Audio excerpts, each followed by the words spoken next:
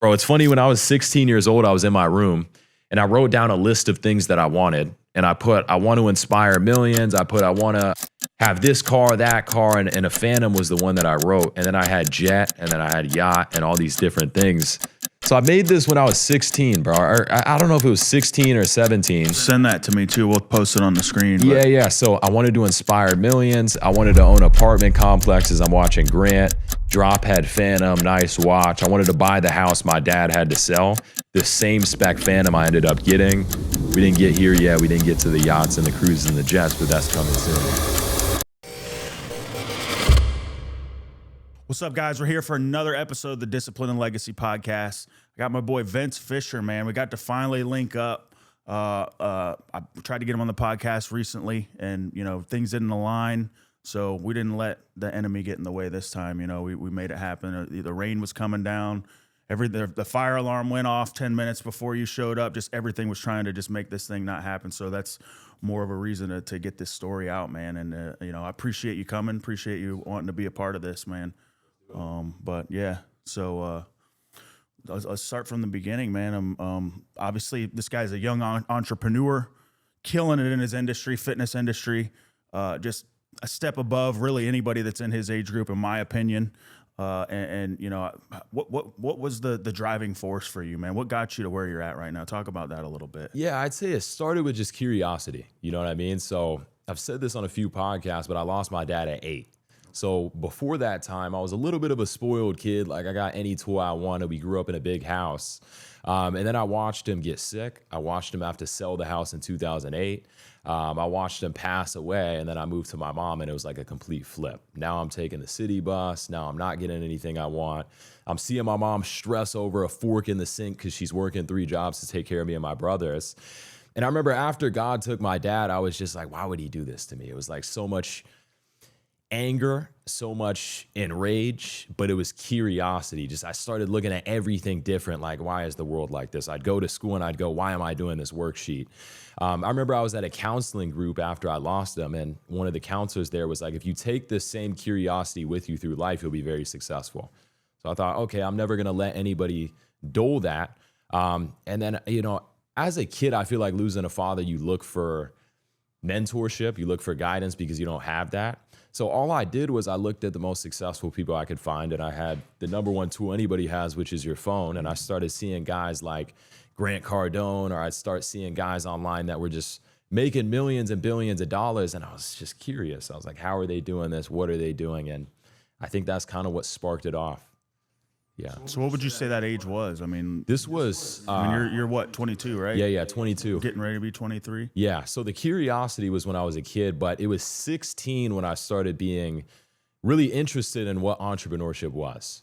I remember I had a friend that gave me a book, Think and Grow Rich. You've probably heard of it. But yeah, I ended up reading that book, and before that, I was doing the wrong things. I had like no empathy because I feel like all the emotion was taken from me losing my dad. I was stealing, doing the wrong shit. Didn't have a care in the world, and it was a dangerous path because I was really intelligent too. Yeah. I knew how to do the wrong thing and not get caught. And then I had my best friend at the time kind of betray me. He was like, this is what Vince is doing. Police show up to school. And I was like, fuck. Okay. And I ended up being mad at him, but I was like, okay, maybe that's a sign from God that I should be doing good and I shouldn't be doing the wrong thing. And that book said, your pay will always be determined on how you serve. So I was like, okay, well, I'm doing the wrong thing, and it has a short-term result, but it always bites me in the ass. Why not do the right thing, which may not be a quick short-term come up, but in the end, there's a reward. So I just focused on serving after that. I remember I wanted to inspire. There was nothing inspirational about me. I was the most anorexic teen that you'd ever see. But I was like, man, I want to inspire people. And I know if I inspire people, then money's going to come as a byproduct of that. So brothers got me in the gym at 17. I ended up gaining 60 pounds my first year. They had me on like mass gainer and pre-workout, and I was getting amped up, and I just started posting online, like not to make money, but I just thought I'd see the gym influencers, like this guy named David Lade. I'd see his before and after. I'd see some of the OG bodybuilders, and I was like, I don't want to be a bodybuilder, but I want to inspire skinny people that they can bulk up and gain weight, right? Yeah. And it just fucking blew up, bro. Like, I remember I was sitting on a mattress in the apartment of my brother's floor, And they'd always go out and get drunk and bring hoes home. And I'm just editing videos in TikTok and CapCut.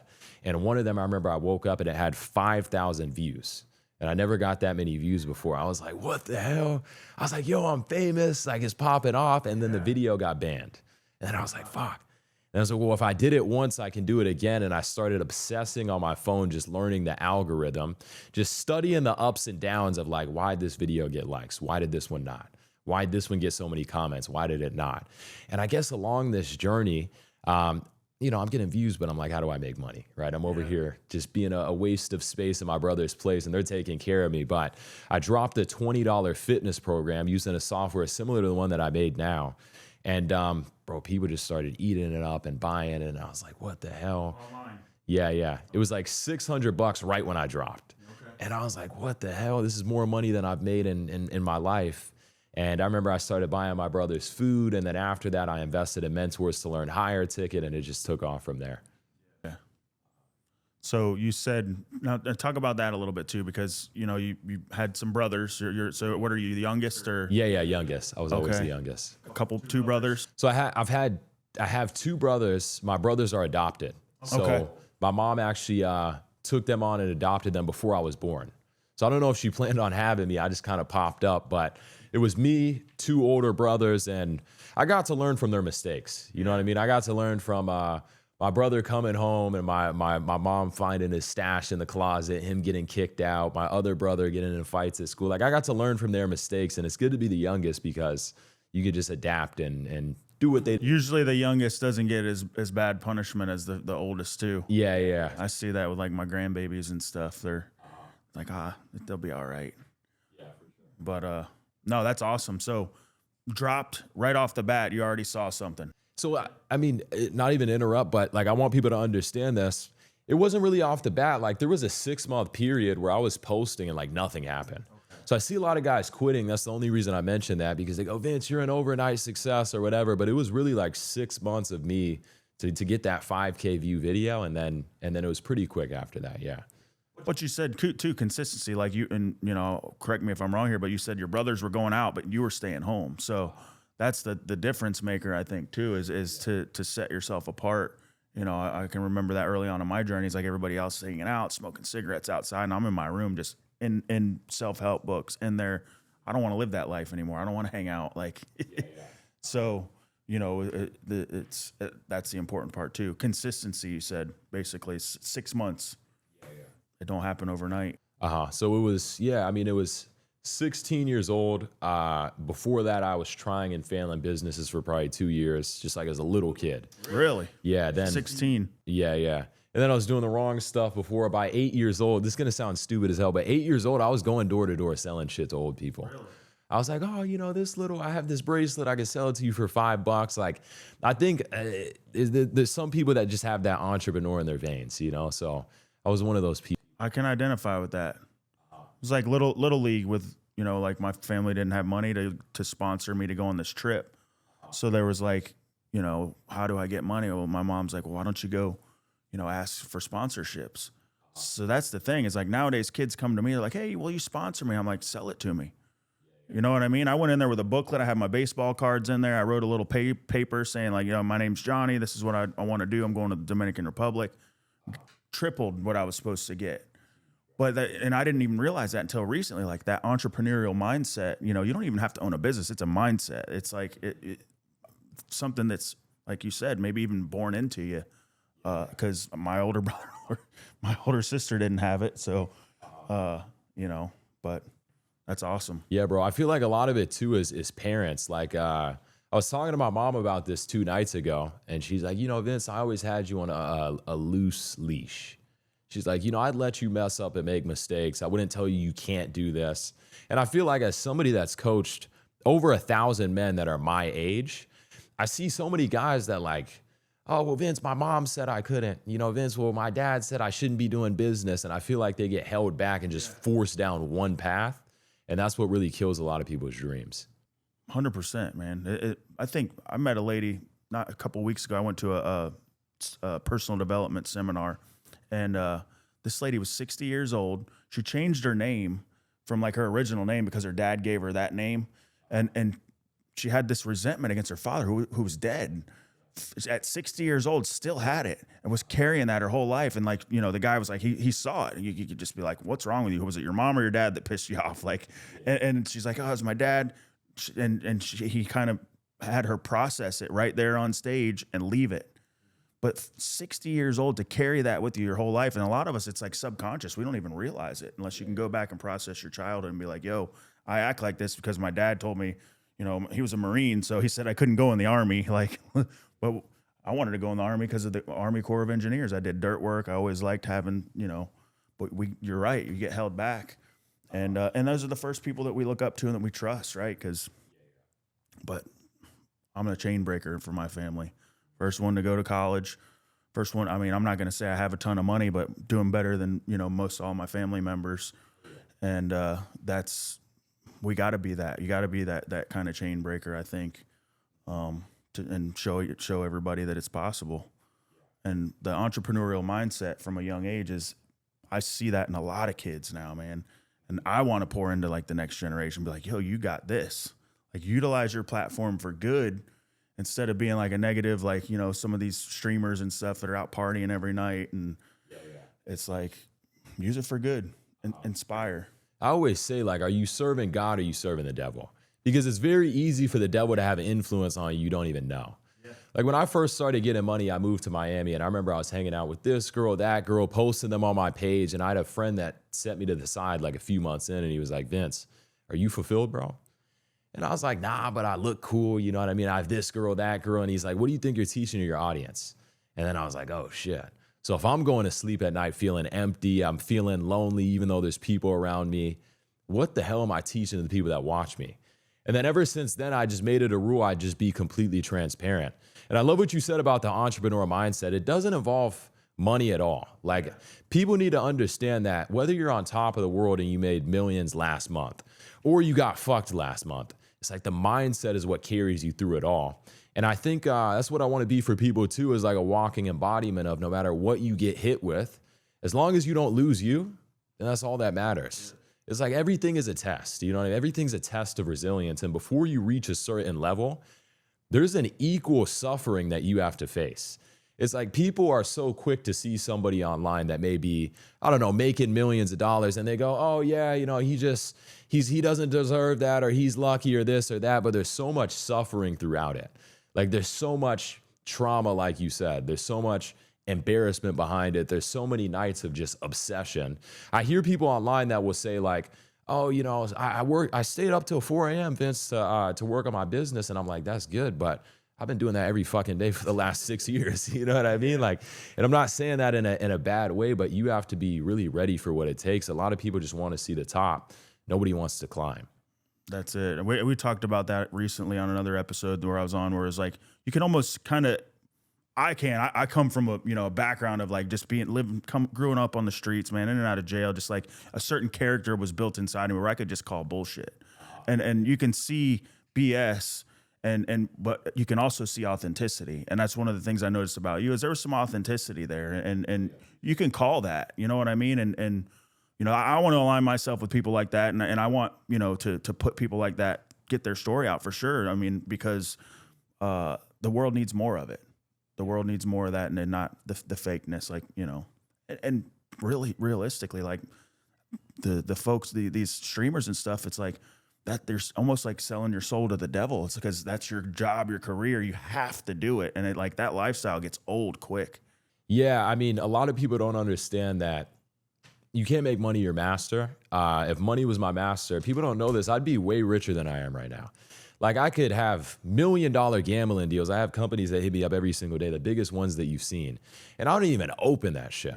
Yeah. I hear people online that say, oh, why turn down this many millions? I'm like, that means you open the message, you started talking to them. I don't even talk about that shit. Like, I'm not, people confuse me as this guy that shows up online and they paint me as this character that goes, oh, I'm better than you and you don't have money. No, everything that I preach is encouragement. And everything that I preach is not just following money, but just following improvement itself. Because it's like, you can only understand this when you've had a lot of money. Yeah. And then you sit and then it's like, what else is there? No. Okay, I have a lot of money. And you start to realize, and Jesus said this, but the purpose is serving. Yeah. It's like the only thing that's going to make your heart feel warm and nourished is literally just making somebody else's life better. So like, no matter how much hate I may get online or whatever somebody says, I go to sleep completely fulfilled. And I'm just like, and I don't want to air anybody's business, but I probably get a message every day or every other day of somebody saying like, bro, I was about to end my life, but I watched your videos, you know, you roughed me up, you called me gay, and I realized I'm being a pussy, bro, and I can't quit. And I'm like, yeah, that's what it's about. So that's the biggest thing. That's the thing, man, is like sometimes, especially like people didn't sugarcoat shit for me, man. Like I was the guy that you couldn't, like you had to tell me the way it was.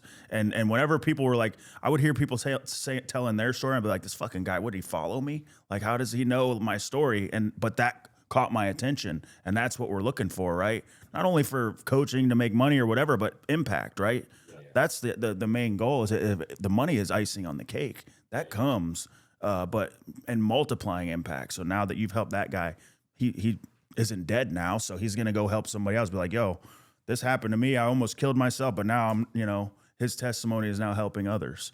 So, I mean, that for me, that's what it's all about. And you know, I love that that's what you got going on. Yeah, for sure. And I feel like when you talk about the subject of money, one thing I've learned along the journey is God is going to give you just what you need to serve your purpose at that time. Yeah.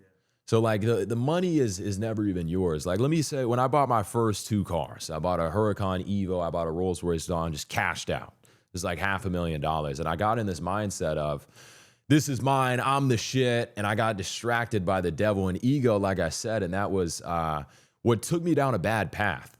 And it was just really me. I went to church after that friend had the conversation with me. And the preacher or the pastor was talking about how everything's a tool for influence and, you know, what impact are you leaving? And then I started to think like, damn, okay, this is never really about me. And I feel like that's something that's so easy to sway back and forth with is every single, I think there's a Bible verse on this, but it says, before every fall, there's pride. And it's like before every rise, there's humility or something like that. I want to get the exact verse, but here's what it says. It says, whoever it says something about exalted. We'll find it. I don't want to leave up too much space. We'll look it up. We'll post look it up and slap it up there. Yeah. I know exactly what you're saying. I lived it personally. That my pride and ego has been my downfall many, many times. And it sounds like that's something that hit you too. I think even Ashton, you know, he just sold all his cars like out of the blue. And yeah, that's the thing is like we get this mindset inside. I was like, man, if I get $10 million, I'm good. Or if I get this Porsche, man, I'm done. And then you get it and you're like, now what? And it's hard telling people who've never had money or haven't had the things that they think they want. But like, if you can actually help people so that they don't have to get to that point, like, hey, it's more about filling your void with something spiritual, something outside of you, which is not outside of you, something inside of you. And, or you get humble or get humiliated, right? So that's the main thing on a daily basis, no matter what I have or whatever I've attained, to give the glory to God and to identify how my level of humility. Like, it's because I called it mansions, right? I used to build mansions. I'd fucking light them on fire, burn them to the ground. That's the way my life happened 3 or 4 times.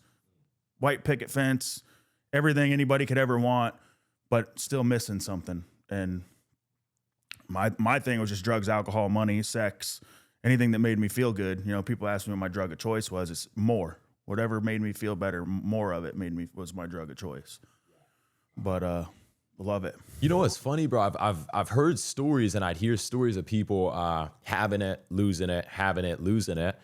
And I guess me, like a year ago, couldn't understand that. And I had this mentality because I'm just so young. I'm 21 years old. I'm like, oh, I'm never going to get hit. Ain't shit going to happen. It's going to be an upward spiral. And you realize like shit comes and goes. And I feel like that's the honor of it. Yeah. I think that's the biggest honor, is being able to bounce back from something too. I made a reel about this the other day, and it's just like, I've had times in life that I've won, and I've had times in life I've lost to unforeseen events where I've literally just gone, this has to be God.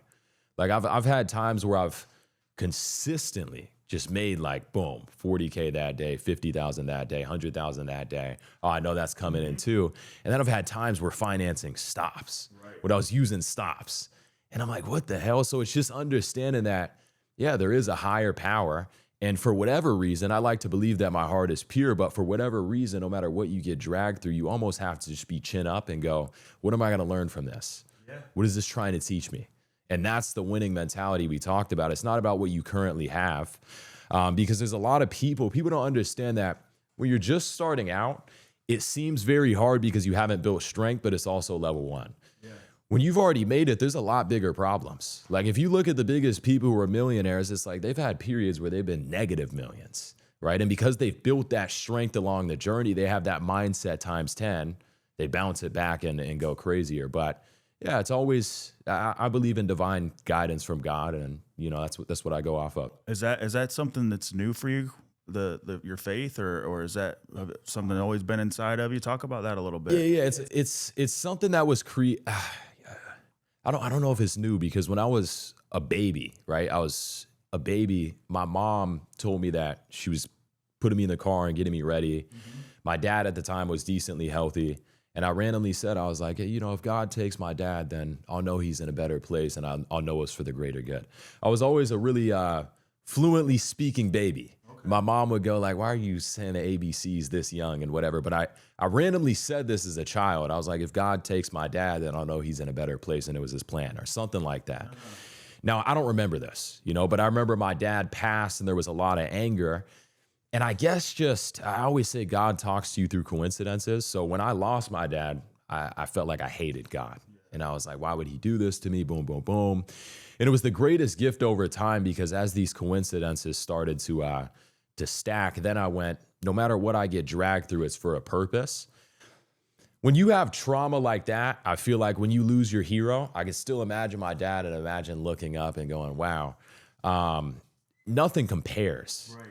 Like, I can't understand somebody saying, I lost money, Vince, my life is over. Like, I've lost my world. I can't imagine somebody saying, Vince, somebody made a bad video on me, Vince, my life is over. It's like, I've lost my world. You get what I mean? I guess if I were to compare that to the streets, I'll hear people talking about, people coming after them wanting to kill them. You're not worried about a video being made about you if somebody's trying to hunt you down and kill you every day, right? So it's like that trauma and pain and comparison actually prepares you for your life journey. So it was ever since that moment where I'm just like, you could drag me through hell, you could do whatever, you could put desires in my face. That's what the devil does too when you're weak. When you're weak, it'll be, okay, here's this gambling deal. When you're weak, it'll go, hey, I have this connection in Colombia and we could go make a bunch of money. And that's when you deny it. And I feel like it's not about the reward on this earth, it's about God's favor. I'd like to believe that if you operate in God's favor, there's a reward on this earth, but I'm not even doing that for the reward. I'm just doing it for character. You get what I mean? And I feel like that's what the examples that came down to show us. One thing I got closer with is definitely studying Jesus a little bit, and how he wasn't the most triumphing king, but he's actually rewarded for how he could endure through suffering. And you see that with a lot of other prophets too. They're not rewarded because they had this long run of just conquering and being on top of the world. They're actually rewarded for the times that they overcame, times it wasn't like that. And I feel like that's what it's about. Yeah. That's awesome. So you just started studying the Bible or a lot more. Because everything you just said is faith. Everything you just talked about where like, oh, this is, I'm no matter what happens, I'm going to get through it. That's faith. And the biggest thing is, the number one, and I'm not a Bible preacher, I don't have scripture, but God is the last thing I tried and the first thing that worked. And that's why I asked you, because you said it, multiple times here, that God, your faith, these things. So I kind of just wanted to, and that you're this fella that came into your life that, brought you into church. So, I mean, I think that's once you found him at a young age, for me, like, I didn't know God. I didn't believe in God. I believed in God, but I didn't know him. So like, I was like, oh yeah, I was baptized Catholic, but I never went to church. So I think I had a benefit because I wasn't one of them kids that was forced and like, I hate church, I hate God, and I blame everything. So it sounds like you have a pretty similar story to that. So that's awesome that you're now wanting to dive into it. Yeah, I mean, I'll tell you what it is. I was same as you. You know, I was baptized Catholic, same thing. Never really like paid attention. I was at church as a kid wanting the donuts. You know what I mean? I'm like, when we get the donuts. If you're serious about your health, hormones, and performance, Lifestream Wellness has the tools to get you there. BPC 157, semaglutide, ipamorelin, NAD, TRT, HRT. These are physician-guided protocols that Lifestream Wellness corners the market in. Visit lifestreamwellness.com. Use code LEGACY for 25%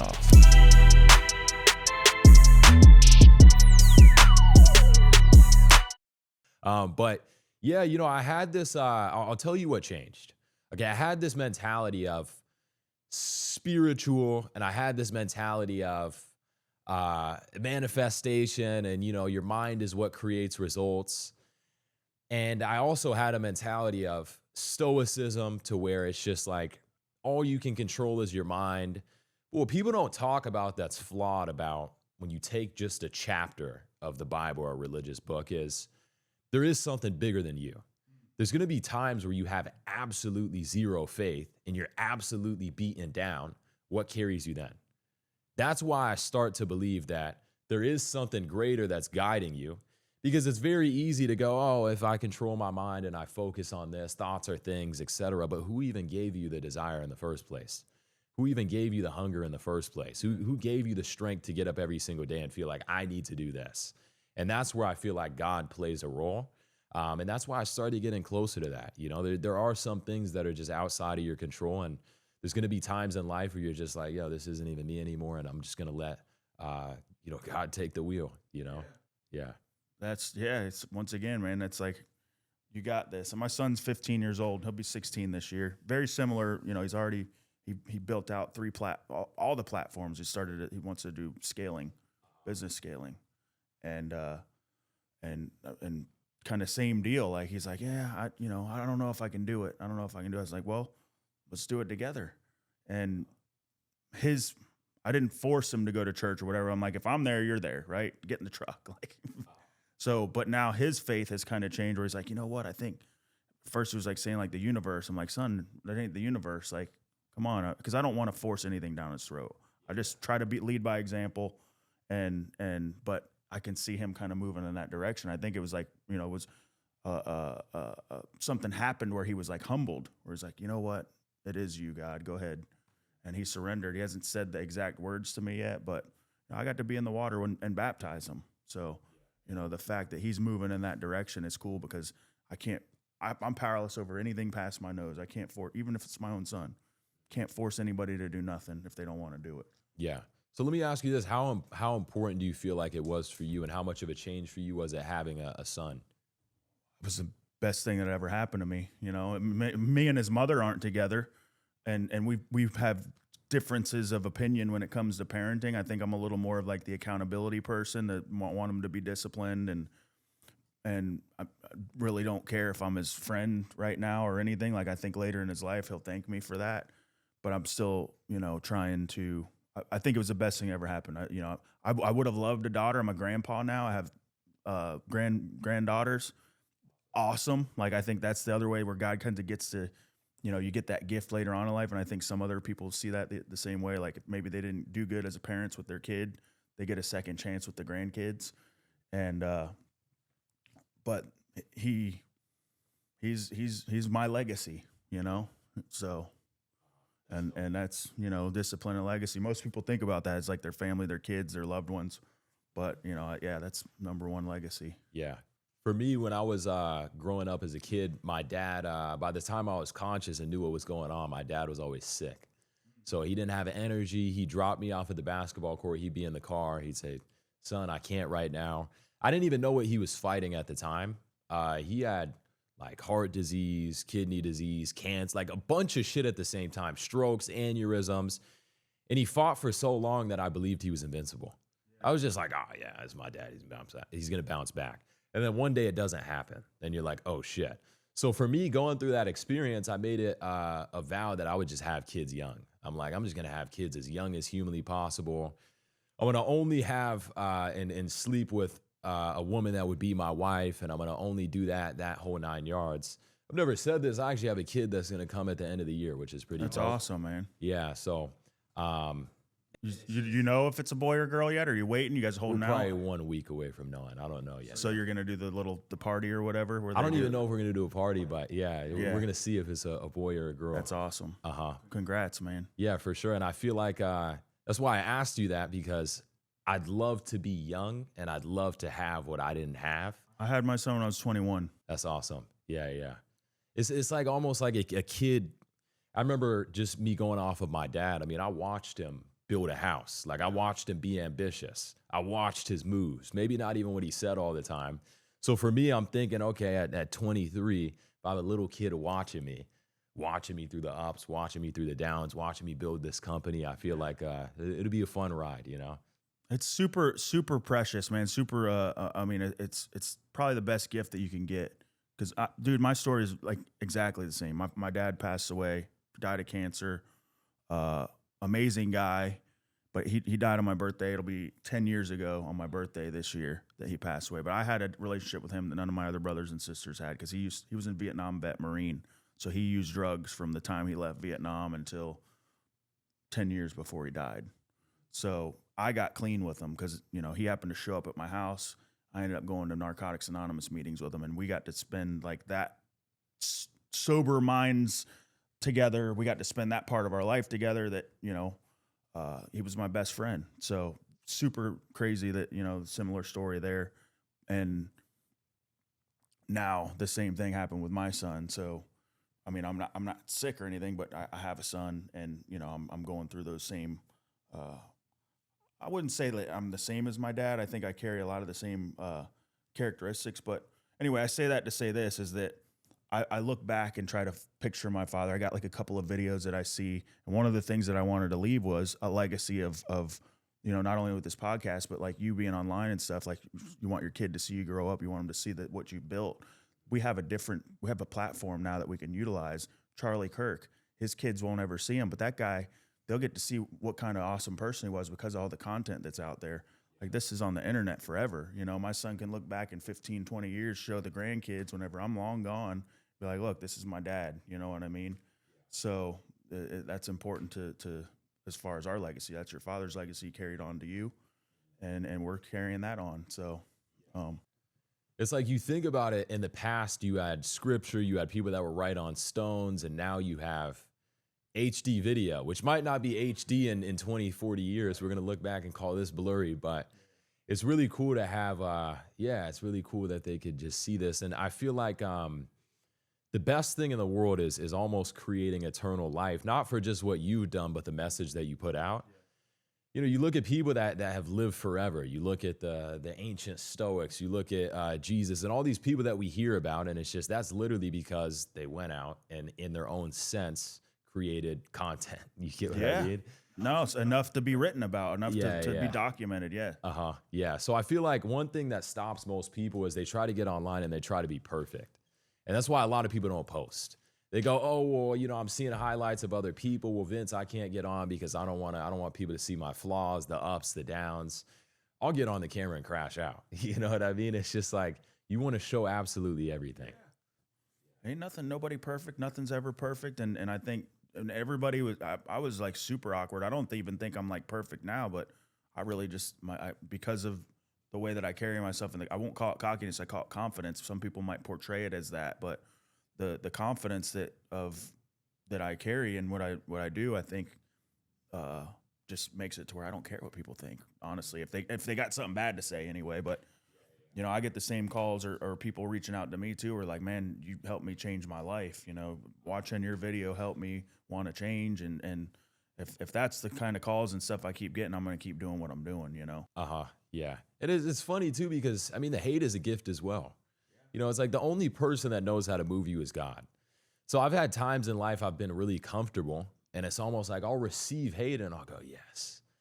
You know, I'll say I don't really care about hate, but I don't care about it in the sense it won't make me sad. Like, I'm not going to sit there and, oh no, somebody hates me. But it really does amp me up. Like, I get this unexplainable sense of energy where I could just go pump out 20 videos after that.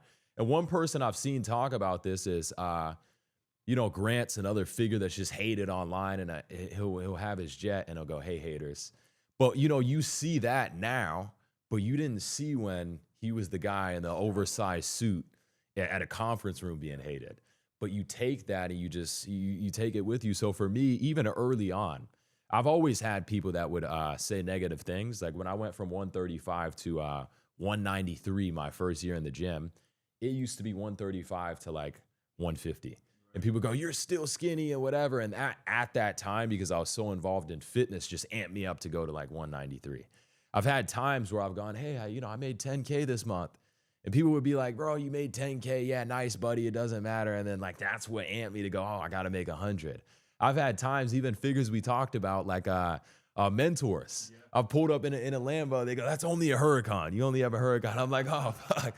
I'm like, "I got to get the goddamn SVJ." You know what I mean? So I feel like it's for a good cause. You know what I mean? It's like the hate's never there. Well, you're in competition. It makes you compete with yourself. It makes you want to do better. It ain't got nothing to do with what other people think. But they might be a catalyst for that change or that drive that's in you.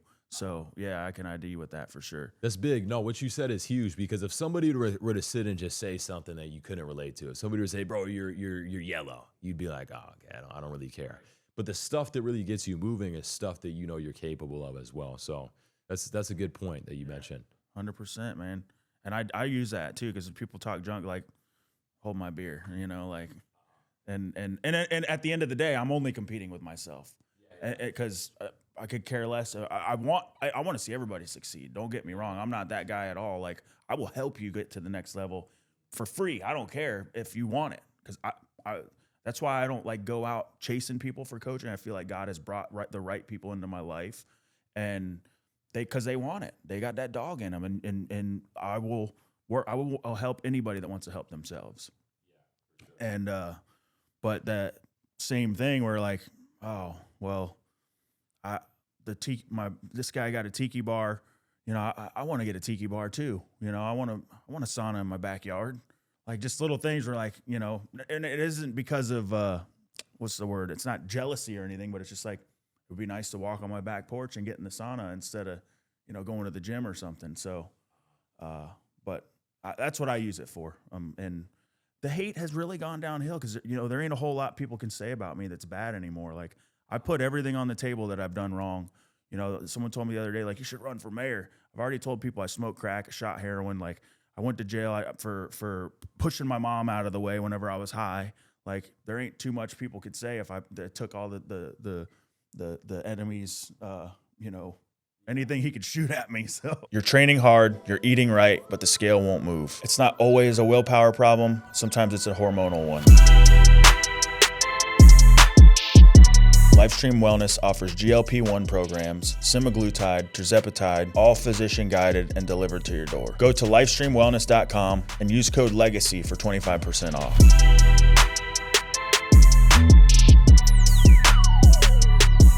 It's interesting though, bro. The way they work is you'll say that. I could say something, this, that. Like, I'll give you an example. When I moved into my place, people are like, "Vince, you moved in." I was like, "This place is rented. I pay $12K or whatever it is." And then I had somebody 4 months later go, "I'm exposing Vincent. He doesn't live in his place. He rents it." And I'm like, I already said this, you know what I mean? So they'll find little stupid stuff, but no, it's really good. And what you said is huge too. What you want for yourself, you want for others. And I feel like as long as that's your heart, I've never had anyone in my life that loved or hate me that I didn't want to experience the same exact things. And that's really what it's about. You know what I mean? That's what it's about. And then I said that too about like somebody having a sauna or whatever. That's because I align myself with people who are doing well. Like, I'm aligning myself with people who have the things that I want because I'm looking up to that. I want to be at that point. Like, I'm not hanging out with a dude down the street that, whatever. I've been there too, but like, you know what I mean? Like, you become a product of your environment, and that's fuel for the fire. And I guess, yeah, let's shoot for that too. What's fuel and what's next on your fire? What's the next goals or aspirations you got going? So biggest thing, I mean, over the past 5 years, 5 years, I've been very info focused to where I'm like, okay, let's get as much cash as we can this month. Let's sell programs, etc. And this was last year, I started having conversations with people that would do less revenue than me that had these giant ass exits. And I started hearing about equity and I started hearing about all these different things. I did a podcast with somebody named Justice Parmar that owns like a big venture capitalist firm called Fortuna Investments. And this dude, crazy story, like went from working at Wendy's to having a multiple $billion-dollar IPO'd company. And I got to sit down with him for 2 hours. And I'm just asking him questions. And he was like, Vince, if you look at the Forbes list, which of those guys are rich because they have cash flow? Which of those guys are rich because they made a certain amount this month? He's like, Vince, they're rich because of the company size that they build and they own a percentage of it. And I'm sitting there making $500,000, $700,000 a month. And I'm like, you know, I don't have an ego when it comes to people more successful than me. I'm like, oh, damn. So I'm doing all this, but can I exit what I'm building? Nah, probably not. So I started thinking, what can I build that has real value without me, without Vincent Fischer? Whether Vincent Fischer's up or down, whether Vincent Fischer's loved or hated, this is how the internet works. What can survive without me? And I started thinking, man, let me build the best AI online coaching software. Because there's trainerizers and there's different softwares, and ours is in early stages, but I'm just like, I want to make the most simple, easy to put together. Boom, do this, do this, do that, and just change as many lives as possible on the infrastructure of the online fitness industry. So people don't know this, the online education space is $1 billion a day industry, with fitness making up 38 to 40% of that, which is nuts, health and fitness. So you go, how do you ride that trend? I used to preach about this 2 years ago, and I'd say it's worth 60 million, and it's going to go to 80. Now it's like 120. And this is just sizing of online coaching I'm niching down to. But I go, how do I capitalize on this market? And for me, that was the software that we put out. So it actually flows perfectly because I have a training and it goes to a free trial of the software and they get set up. And then after that, if they want extra help, we have info. So we're getting a handful of users that come every single day. I'll joke around about this with my girl. I go, we got 5 new users today. And she'll be like, oh, awesome, because I have these big dreams of having 100,000 users eventually. This would be a piece of content in history. But when I set my mind to really build something, it's like, you know, I'm focused on it, even if that means 3 steps back for 10 forward. So that's where I'm at, is building this software. That's awesome, man. Yeah, I'm one of your users, so I think it was within. I think the last week we got on there, and definitely very simple to use for sure. And another thing too, I mean, as a user, anything you text me that you're like, yo, Vince, change this, yo, Vince, tweak this, Vince, I need this added, just let me know. You or your VA, and I could fix it easily. Yeah.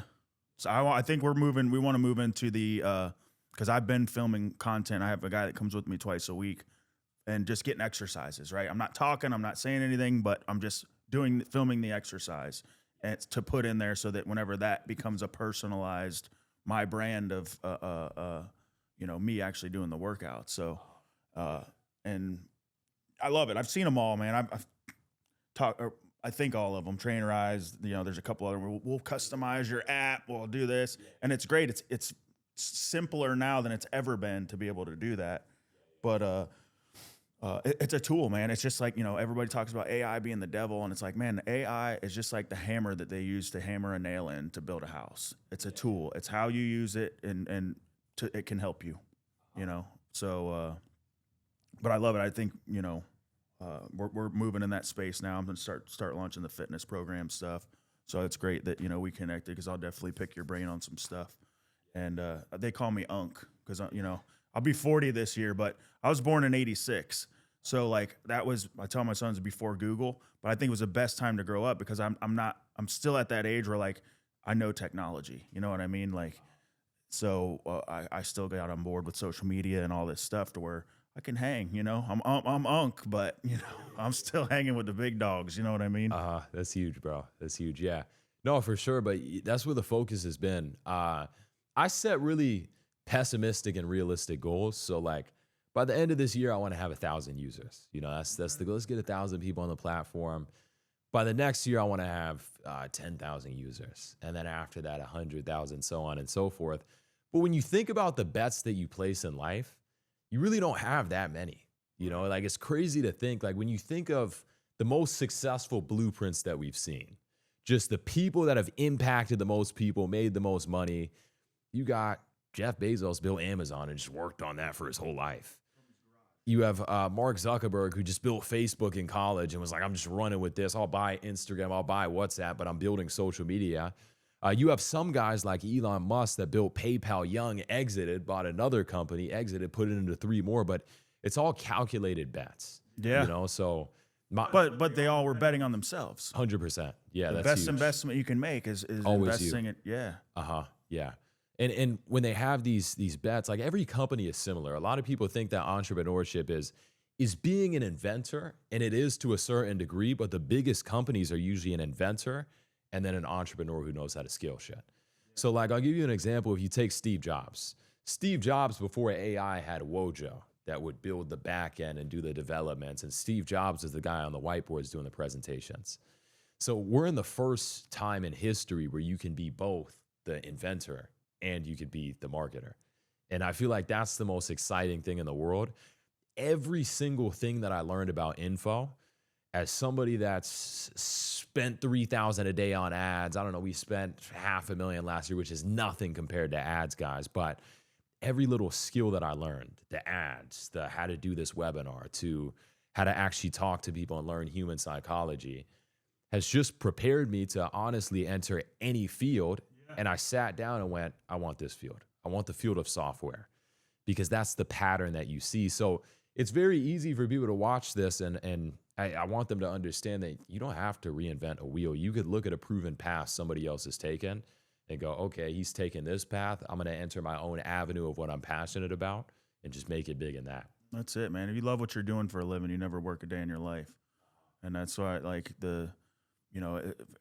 if that's your passion, that's what you want to go for, go all in. And it sounds like you are. So anything else? And yeah. So that, I mean, info too, obviously I want to scale info up. We never got to like $1 million a month. We were floating just below that. what is info? When I say info, I just mean coaching, like consulting fitness coaches, anything that involves somebody buying information or coaching. Guy, I did a podcast with PJ, the guy from Exotic Car Hacks, and he's like, man, I sell air.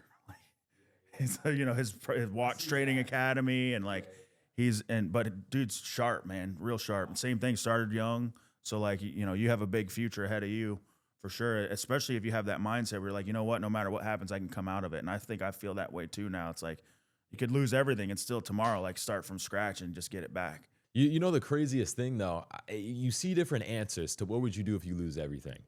And I started to, I've always looked at this for years, but I saw Grant Cardone get asked, and he was like, dude, I'd take $100. I'd go here. I'd start this company. I saw Elon Musk get asked. He went, Elon Musk, what would you do if you lost everything? He's like, I just ask my rich friends for money. Yeah. It's and they funny give it to him. Yeah, it's funny to think about. But after a certain point, your network becomes so big.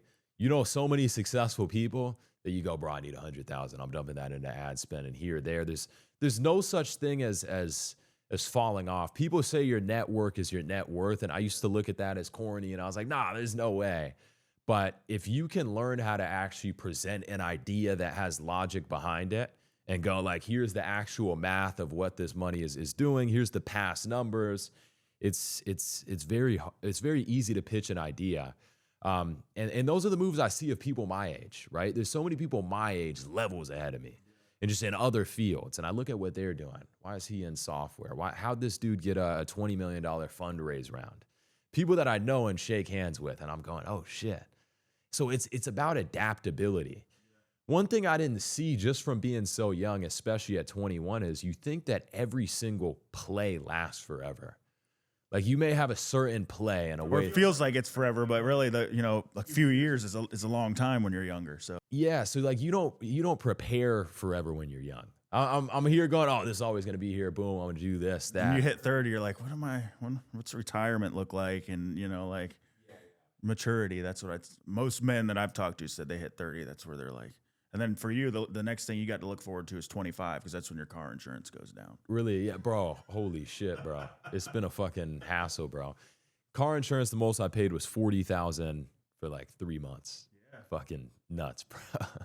Haggerty, and then what's it? I got the Porsche downstairs, but I mean, I got lucky, because I got speeding tickets for years, and I got lucky. Yeah. Dope, bro. Dope. Yeah. You know what's funny, bro? Like every single problem I've had in my life is related to cars. The first time I got arrested and went to jail, nothing crazy, bro. I'm in there for like fucking 30 hours or something. But I'm in jail. Here in Florida? This was in Arizona. Okay. And I was just the most reckless driver. Like I'd absolutely just cut up. I'd do speed time trials to the gym. When I first started selling fitness programs, I bought a BMW i8. And the max it went was like 155. Thank God, because I would have been dead. Yeah, it's like half electric, half whatever. So it's capped. If it wasn't capped, I would have flown off a highway. But anyways, this car, I'm just pushing it to the max every single gym session. I remember a Challenger pulled up next to me. I was like, I'm going to smoke his ass. And we're over there cutting up. Bro, his lights turn on. It was like an undercover cop. And I was like, what the hell? This dude I was racing was a cop. They dragged me out of the car, take me to jail. I have this infamous mugshot photo that people use, and it's just of me cutting up and speeding. And then my car was impounded and whatever. And then after that, my car ended up having this was before, okay? This was before I was cutting up going like 105 at the time. Bro, my fucking back end of my back axle that connects the wheel to the base of the car broke at like 105. And I'm on the highway like flying towards the wall. When I held my wheel straight, my car was going this way. So in a literal split second, I had to like learn the correct angle, and I just made it without just fucking tumbling into the wall and exploding. Yeah, but after that, I was like, all right, I'm leaving this car. Ended up moving to Miami. I actually had an AMG too that we were gonna rent out, and I gave my homie like $20,000. I don't know what the hell happened to that. He's my homie though. I just don't care about it. The cars go. I'm just like, bro, I don't know where it's at, but it's out there somewhere. As long as he's making money, you know what I mean? And then moved out here, got 2 cars. I had no problems with the Huracan and the Dawn at the time. And then, yeah, bro, just every problem I had is with cars. I don't want to go too far into the rant, but yeah, it's a fun game though. I feel like now in the future, I'm just going to get driven around, bro. So the guy that had every best spec car that any like car guy could even look at, his favorite car is his Phantom. Like of all time. Like, and we're talking to dude's got anything and everything you could ever want. And he, Phantom. Okay.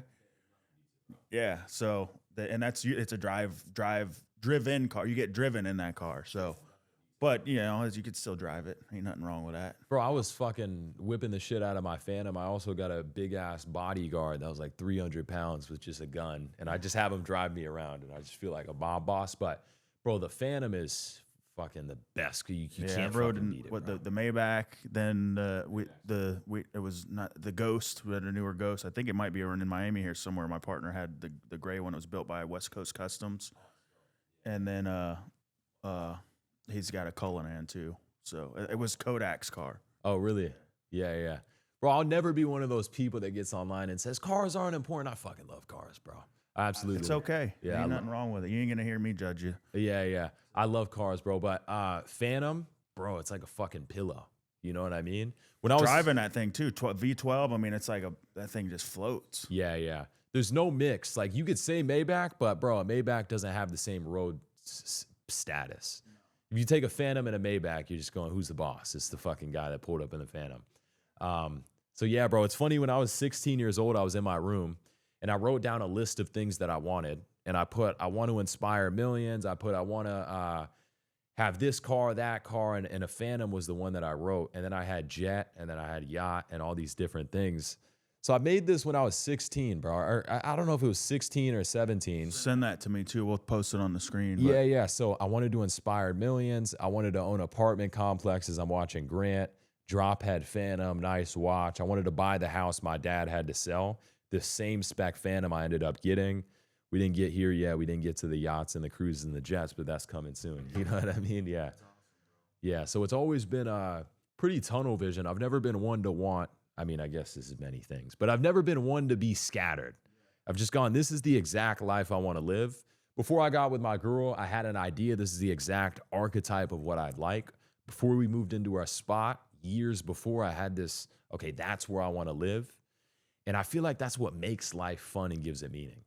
You know, like As long You as have a direction. You have a purpose. Yeah. as long as you don't put serving before the things, because you could say I want this car, you could say I want this jet, but if you're willing to put not serving over getting the jet, that's where the devil tricks you. So they say money's the root to all evil because God knows what you want and the devil knows what you want, and the devil can use that as a dangling carrot to go, oh, I'll get you to this 3 times as quick. But then it also comes with its consequences. Yeah, exactly.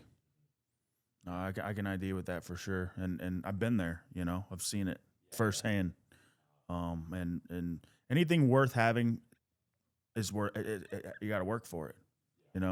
Fast money don't last. The funniest thing, bro. When I not first met Rick Ross, but the second time I met Rick Ross, I was taking one of my students in my group. Who Rick Ross liked his videos. He was like, yo, I like what you're putting out. I took him to meet him, and we're at his jet hangar. It's this big-ass Gulfstream. He has all these cars. He has like 20 Mansory Rolls Royces scattered around the facility. And he spoke to the student that I had, and he was like, high. He's always high. So he's like, man, all these things, man, these are just accolades. He's like, you don't want to focus on the accolades. You want to focus on winning. And he was just ranting while he was high. But I'm looking at the lesson within that. I can't even fully conceptualize that, but I'm just like, damn. So he's saying with all these things that he has, it's not even about the things. It's just about winning itself. I think I saw a reel on this, and it said that I'm short on my quotes today, but it said that an award is something that a man is gifted. But an achievement is from God. We'll put the quote up. We'll find these quotes because they hit a lot better than I'm saying them. But yeah, it was something along those lines. Well, an award is man-made. It's a certificate. It's like I can go print you a certificate and be like, yeah, you're the greatest, this on the face of the earth. But it's actually achieving that goal that you set for yourself means more than any certificate or trophy you're going to get. Because like you said, 17, you've got 8 out of 10 of them already. You know what I mean? So, that to me, that's what I strive for on a daily basis is to accomplish my goals and realize that there's never a destination. It's always still going to be a continued journey. You know what's interesting though? When you look to Jesus, I don't think he was a materialistic driven person. And I don't think he was an ego driven person, which blows your mind because this is the spitting example of what you're supposed to embody. So we have AI now, and I could ask it more than scrolling through every page of the Bible and finding a certain page. But I like to go, if you ask ChatGPT, be Jesus, talk to me, it won't talk to you. But what you can do is you can work around it. You could go, if I was talking to Jesus, what would he probably say here? And it'll go, this is what he would probably say because of this verse, that verse, that verse. And I really asked it about being ego-driven because an ego is a tool that I've used to achieve massive success. Shitting on the people that doubt me. It's like a fire that lights up. Yeah. But I said, what would Jesus say about this? And it said, Jesus says that you should be purpose-driven. And that if you're ego-driven, you could be fired up, but as long as your achievement is for your intention. So a question you could ask yourself is, would I still pursue the same things if everything left? If all the people left that talked against you, that doubted you, would you still be after the same things? So when I tell you I'm trying to build this relationship and get a little bit closer of what my mind is supposed to resemble, I really do sit down and do this at night and I go, I'm thinking this way, but does that align with religion? Does that align with what I'm here to do? And I don't know, it's my own little experiment. It's my own little tool of what I explore, So I think if you're laying your head down at night and being okay at the end of every single day, then I think your purpose is being fulfilled. That, in my opinion, that's how I carry and walk through my life. Because for me, I inventory my days because that's all we have, right? Yesterday's gone, tomorrow's never promised. So my day, at the end of my day, am I fighting with my wife? Whether I am or I'm not, I'm going to reach over and give her a kiss. And do I owe an apology to somebody for something I did? Because I'm not perfect by any stretch of the imagination. I cuss. I'm in the construction industry. I have to have a certain kind of mentality to be able to run jobs and keep people in line. But I check myself and say, hey, was I too much of an asshole, or was I too much here? Do I need to, and I will. I'll promptly admit my wrongs, and there's nothing wrong with that. I think you're more of a man when you're able to admit that you've done something wrong than to let your ego, easing God out. That's what I call it. So, through practicing that for such a long time, like it's become second nature now. So I don't even like have to be intentional. Be like, how was my day? Like I'm laying in bed, I do everything the same every day. So it's like I just automatically do it. But purpose that's what we're here for, man. And everybody has one. If you don't have it yet, and it grows and changes as we grow and change. Your purpose maybe shifts. For this season you're this, but guess what? When that child comes along, your purpose may change a little bit. So and being able to know that and be okay with making changes. Like, hey, I'm not going to be at the gym 5 days a week anymore. I can probably get there 3, because you're changing diapers. But, dude, awesome conversation, man. Definitely, this is the top 5 episodes for sure for Discipline and Legacy. Do you have anything else you want to say to the folks at home? No, I think we kind of covered it. I'd say just focus on serving. You know what I mean? I feel like a lot of the people I speak to are my age, 20s, maybe even 30s sometimes, but I feel like a lot of men are lost and a lot of men don't know where they're going in life, and they're told this lie that you have to find yourself, when I feel like you really decide who you want to be and you build yourself. So like you said, at night, sit down and focus on what does my heart desire? What is life guiding me to? Who do I want to be? And just understand that God wouldn't give you that desire if you weren't capable of the achievement, and that's what you're here to do. So as long as you focus day in and day out on that, as long as you focus on doing good, and we're all imperfect, there's always going to be sins and times you get distracted and on the wrong route, but if you do your best every single day, then you'll live a very fulfilled life. I feel like that's what I'd leave them with. Yeah. Mm-hmm. Where can people find you? Vincent Fischer _, Instagram, TikTok, YouTube, all the above. Nice. Hell yeah. All right, man. I appreciate it, man. Let's get it. Awesome. And you guys, thank you for tuning again for another episode. We're gonna post all his links in the bio below, and we'll go ahead and get all this stuff posted in there as well. Thanks again, guys.